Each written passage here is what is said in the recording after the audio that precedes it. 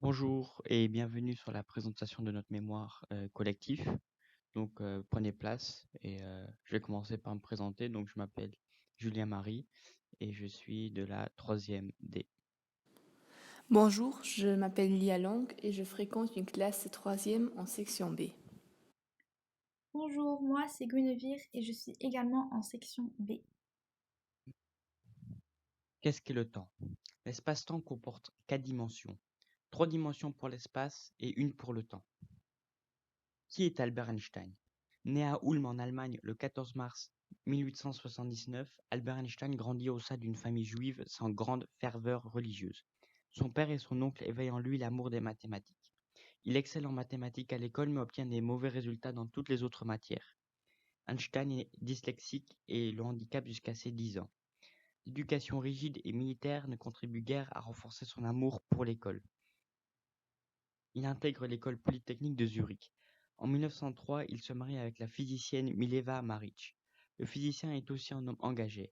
Après avoir reçu le prix Nobel de physique en 1921, il n'hésite pas à profiter de sa popularité pour affirmer ses idées, notamment pacifistes. Le 18 avril 1955, Albert Einstein est victime d'une rupture d'anévrisme et meurt à l'âge de 76 ans à Princeton. Ses travaux. Il rédige 4 articles fondamentaux et révolutionnaires. Après avoir fourni des explications théoriques de l'effet photoélectrique puis du mouvement brownien, il rédige la théorie de la relativité restreinte. Il la complète un peu plus tard par un dernier article dans lequel il présente sa formule E est égal mc au carré. Puis de 1907 à 1916, il rédige la théorie de la relativité générale. Pendant la Deuxième Guerre mondiale, il participe à la construction de la bombe atomique. Son influence. Einstein a une grande influence sur la philosophie des sciences, et ses travaux ont influencé la quasi-totalité de la physique moderne. Les débats entre Bohr et Einstein étaient concentrés sur la mécanique quantique dont ils sont les fondateurs. Le débat a exercé une influence pour la philosophie des sciences, puis ont amené à des futures interprétations de la mécanique quantique. Maintenant à l'introduction de la théorie de la relativité. La première est la théorie de la relativité restreinte. Einstein il part de deux principes. La première, la vitesse de la lumière est constante dans le vide quelle que soit sa source. Et deuxièmement, les lois physiques de la relativité s'appliquent de la même façon dans un référentiel inertiel, c'est-à-dire dans un milieu constant sans accélération ni changement de direction. Ces deux conditions posées, il peut alors prouver que l'espace et le temps sont relatifs à chacun des repères inertiels des observateurs. La deuxième théorie, la théorie de la relativité générale. Comme son nom l'indique, la relativité restreinte ne peut s'appliquer de manière générale. Il cherche à proposer des explications qui ne s'appliquent pas au seul cas d'un référentiel inertiel, mais en toutes circonstances. Il parvient à élaborer une théorie concrète. Il prétend alors qu'au sein du phénomène de gravitation, la masse influe sur les propriétés géométriques de l'espace-temps. Autrement dit, la masse déforme une localité de l'espace. Tout corps approchant de cette masse est alors affecté par la déformation qu'elle provoque. Les travaux de l'astronome britannique Arthur Eddington appuient les conclusions de Einstein. Les observations d'Eddington montrent en effet que les rayons lumineux des étoiles sont déviés par la masse du Soleil. Les dates de publication. La relativité restreinte a été publiée en 1905 dans le journal Annalen der Physik, tout comme la relativité générale qui a été publiée en 1916 dans le même journal. L'influence sur aujourd'hui. Pas de GPS sans relativité générale. Une horloge atomique se trouve dans chaque satellite de GPS.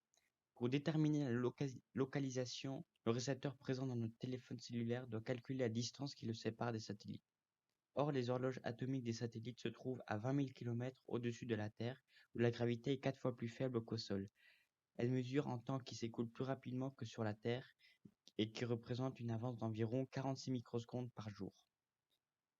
Cette avance est corrigée grâce à l'intégration des équations de la relativité générale dans le GPS.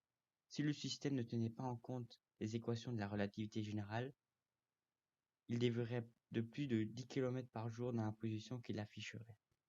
L'espace et le temps sont inséparables.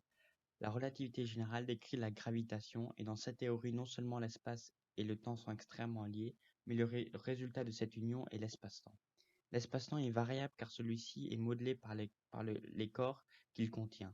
La constante de gravitation gravitation nommée G joue son rôle dedans, vu qu'elle représente la force d'attraction s'exerçant entre deux corps.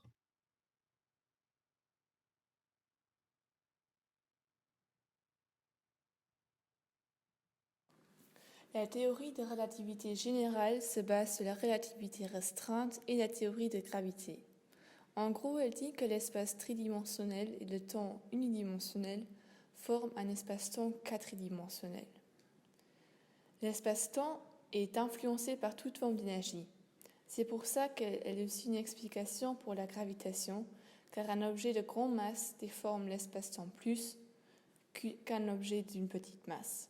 Ceci peut aussi être observé dans notre système solaire, car le Soleil, qui a une masse beaucoup plus grande que la Terre, provoque aussi une courbation plus importante de l'espace-temps. C'est pour cette raison que la Terre reste dans sa courbe constante autour du Soleil et ne s'évade pas dans l'univers. La dilatation du temps gravitationnel a comme effet que le temps d'un objet dépend de la distance de celui-ci au centre de gravité.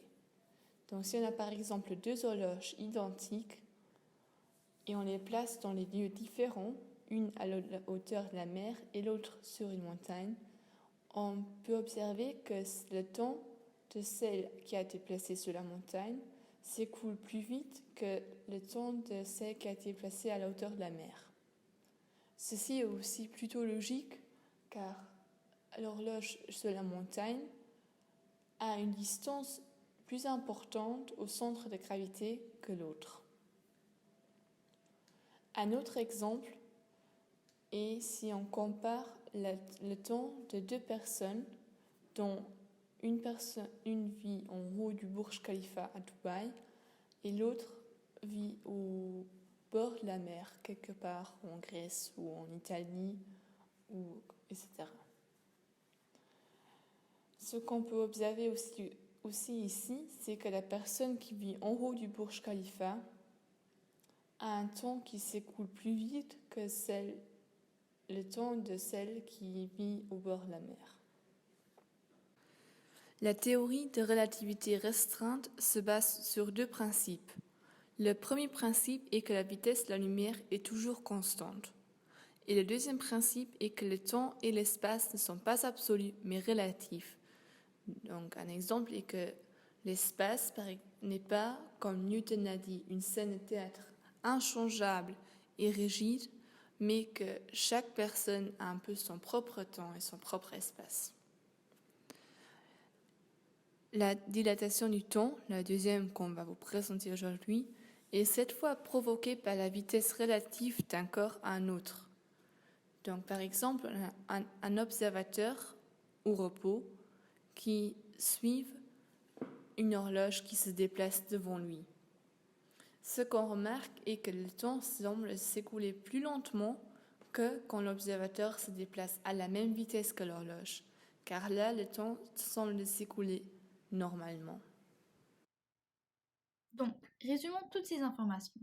Premièrement, nous avons vu que le temps est la quatrième dimension qui forme l'espace-temps. Ensuite, nous avons parlé d'Albert Einstein, un physicien allemand qui a établi la théorie de la relativité générale et celle de la relativité restreinte. La première énonce que la masse peut créer une différence de temps car celle-ci courbe l'espace-temps. La seconde porte sur la lumière et dit que le temps peut être influencé par la vitesse. Ainsi, le plus la vitesse augmente, le plus le temps ralentit. Un des messages les plus importants de la relativité est que le temps est relatif. Donc, la réponse à notre question est celle-ci. Ton temps est-il mon temps ? Non, car le temps est relatif. Conséquemment, tout le monde a son propre temps, dépendant de sa masse et sa vitesse.